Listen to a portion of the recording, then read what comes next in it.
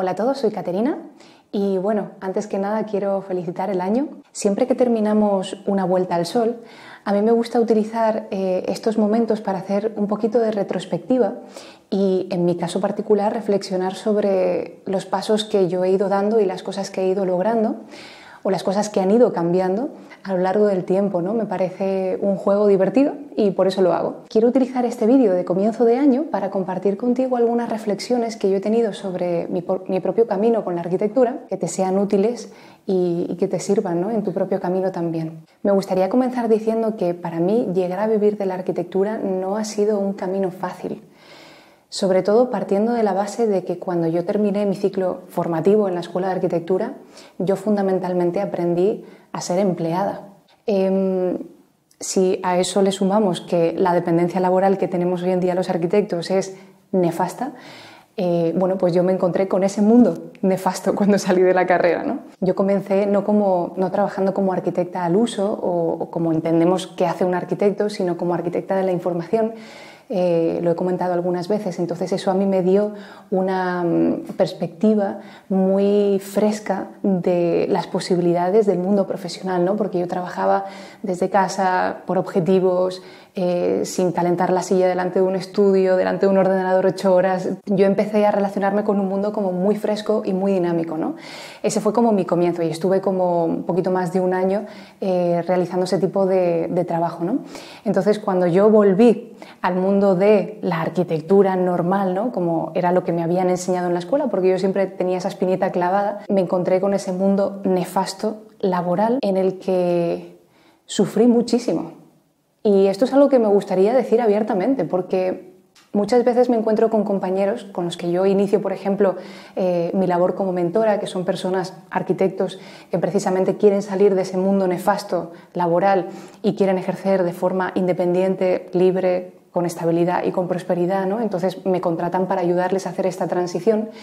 Muchas veces cuando hablo con estas personas me doy cuenta de que ese sufrimiento que llevamos nosotros los arquitectos, sobre todo las nuevas generaciones y también las generaciones anteriores, que han visto como una fiesta inmobiliaria que se ha producido pues, hace como 20 años, ¿no? Podemos decir, ha ido decayendo y los encargos han ido bajando y la profesión se ha ido devaluando. Hablando con estas personas me doy cuenta de que este sufrimiento muchas veces se lleva en silencio y parece que eres como un bicho raro por no estar satisfecho con unas condiciones que en el fondo son miserables. Me gusta como conectar con las tocadas de fondo que yo tuve, porque esa tocada de fondo es la que me hizo tocar pie con el fondo y coger impulso para volver a subir a la superficie, ¿no?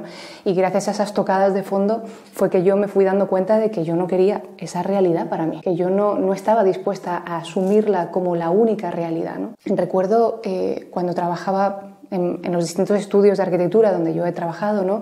Si bien mantengo un cariño absoluto por las personas que me emplearon y por mis compañeros de oficina, tengo recuerdos maravillosos y aprendizajes muy valiosos. Si bien está esa parte, también hay una parte muy oscura en la que debo reconocer que yo muchas veces llegaba a mi casa y me ponía a llorar, porque realmente me sentía miserable.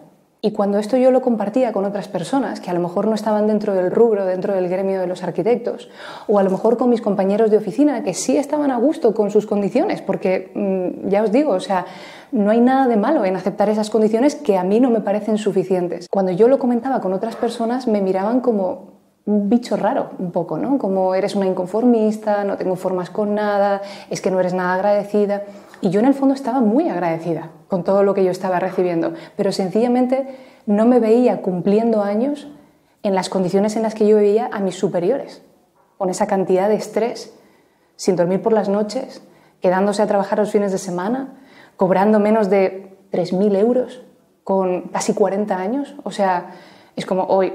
Ok, yo no quiero esto, seguro que yo no quiero esto. No creo que esto sea una falta de humildad y esto es algo que me gustaría también compartir con ustedes porque hay una voz interior que es una voz colectiva que es la que nos damos nosotros a nosotros mismos.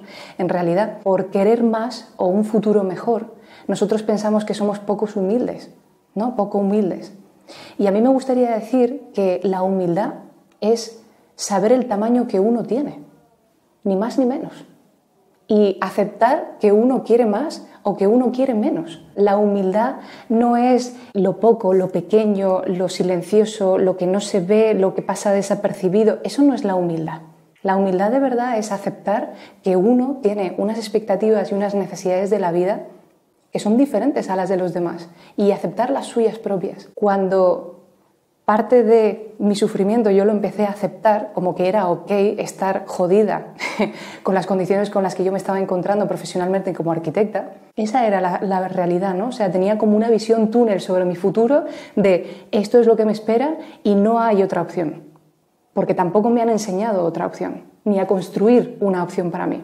Cuando yo empecé a aceptar ese sufrimiento, empecé a aceptar mi humildad, ¿no? Empecé a aceptar que yo realmente esperaba algo mejor para mí. De hecho, si yo no escucho, acepto ese sufrimiento, ese sentimiento que me estaba, por el que yo me sentía bastante mal en mi día a día, estaba perjudicando mi dignidad realmente, mi dignidad profesional y personal también, porque el trabajo es una parte fundamental de la vida de una persona.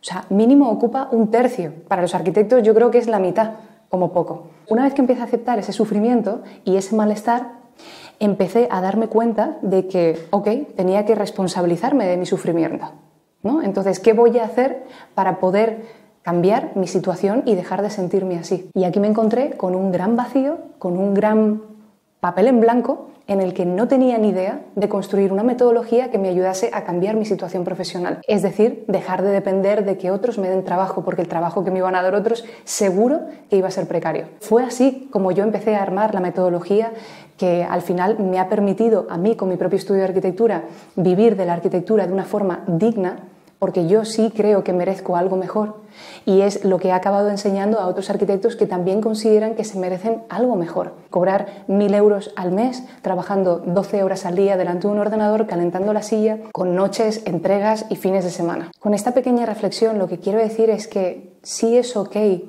que deseemos una realidad mejor. De hecho, es nuestra responsabilidad ir a por ello, porque tampoco podemos quejarnos y estar en el sufrimiento de brazos cruzados. O sea, tenemos que entrar en acción, o buscarnos las castañas por nuestra propia cuenta o pedir ayuda para construir una estrategia que nos permita dar el salto, hacer esa transición, ¿no? Porque es verdad que necesitamos tener un ingreso, eso es totalmente realista, ¿no?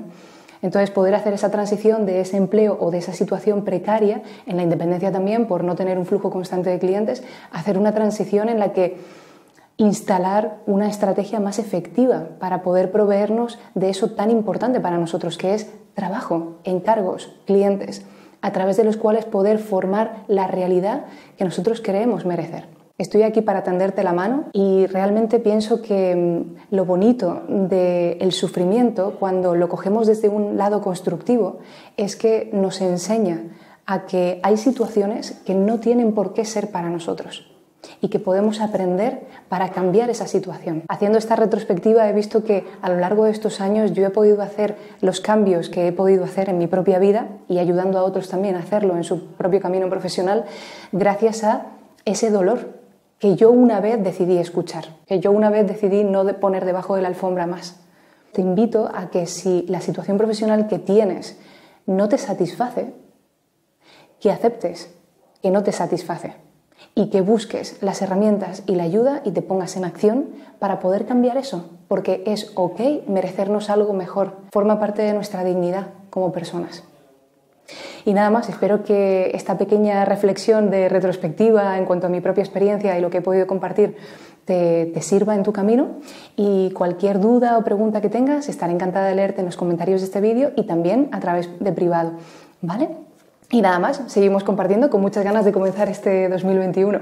Te mando un beso muy fuerte.